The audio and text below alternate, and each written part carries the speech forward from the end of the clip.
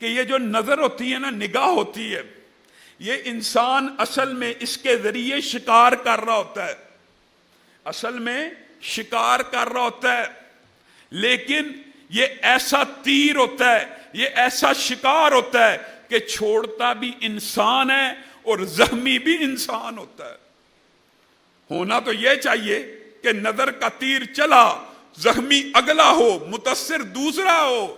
یہ ایسا تیر ہوتا ہے، کئی مرتبہ چلتا ہے انسان کو فاسق بنا دیتا ہے، کئی مرتبہ چلتا ہے فاجر بنا دیتا ہے، اور نعوذ باللہ اگر شیطان کا حملہ پورا ہو جائے تو صرف نظر کا تیر خود انسان کو کافر بنا دیتا ہے۔ صالح المؤذن صحیح سند کے ساتھ متعدد کتب کے اندر یہ واقعہ موجود ہے، مصر کا مشہور واقعہ ہے، آپ میں سے اکثر بھائیوں نے شاید سنا ہو۔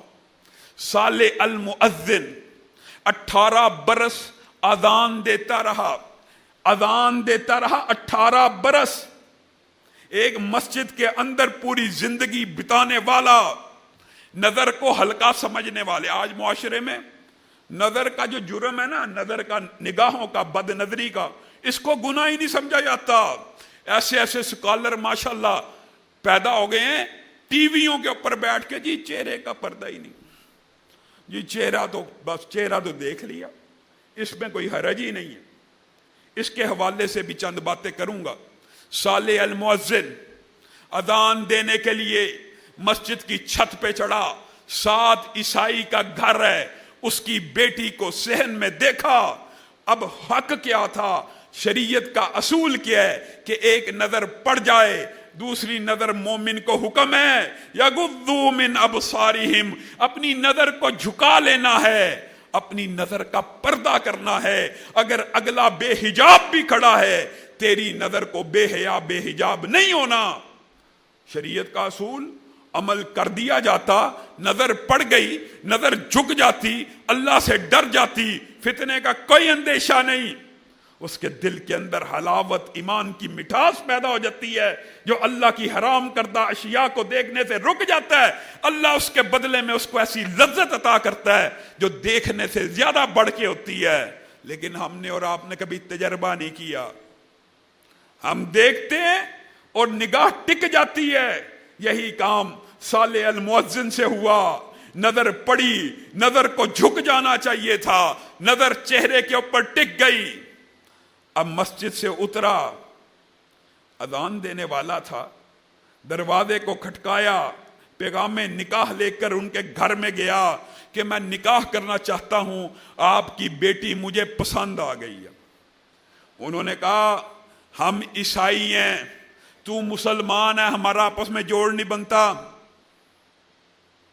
اب نظر کا تیر چل چکا تھا، زخمی بھی خود ہو چکا تھا۔ کہتا آپ کی کیا شرط ہے، یہ کوئی فرق ہے، یہ کوئی فاصلہ ہے؟ اگر آپ اپنی بیٹی کا نکاح مجھ سے کر دیں گے تو میں عیسائیت کو قبول کر لوں گا۔ بتائیے، ایک نظر کی وجہ سے اس نے ادھر بیٹھے بیٹھے یہ کہا اگر میں عیسائیت قبول کروں آپ کو یہ نکاح منظور ہے؟ انہوں نے کہا ہمیں یہ نکاح اس شرط پہ منظور ہے۔ اس بچے نے کہا میں عیسائیت کو قبول کرتا ہوں۔ یہ لفظ کہنے کے بعد قضائے حاجت کے لیے 2-3 قدم سیڑھیوں پہ رکھے، ادھر ملک الموت آ گیا۔ ابھی 18 سال کی ریاضت ایک نظر کے تیر نے ایسی ضائع کی، ادھر عیسائی ہونے کا اعلان کیا، ادھر سے ملک الموت آ گیا اور روح کو قبض کر کے لے گیا۔ آپ اور میں اس کو بڑا ہلکا فتنہ سمجھتے ہیں، چہرے کا پردہ ہی نہیں۔ اور بھائیو، چہرہ ہی حسن کا مرکز ہے، چہرہ ہی نگاہوں کا مرکز ہے، چہرہ ہی سب سے خوبصورت چیز ہے جس کے ساتھ انسان اٹریکٹ ہوتا ہے۔ اور اگر بات تھوڑی کھلی کروں تو اس کے علاوہ مرد و عورت میں جو کوئی بھی خوبیاں ہوتی ہیں وہ تقریباً یکساں ہوتی ہیں، صرف چہرہ سب سے زیادہ مزین اور متفرق ہوتا ہے۔ اس کے اندر خوبصورتی میں بہت تنوع ہے، باقی ہر چیز میں وہ تنوع نہیں پایا جاتا۔ أضفيت على الحسن العبقى فالورد تضوى واعتنقى حسن يا